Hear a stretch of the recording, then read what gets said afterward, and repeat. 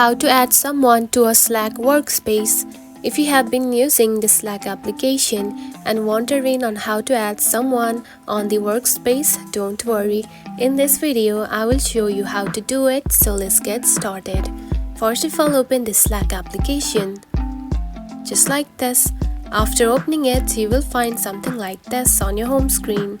And after opening it, simply choose one of the Slack workspace. To choose it, simply tap onto this button right here.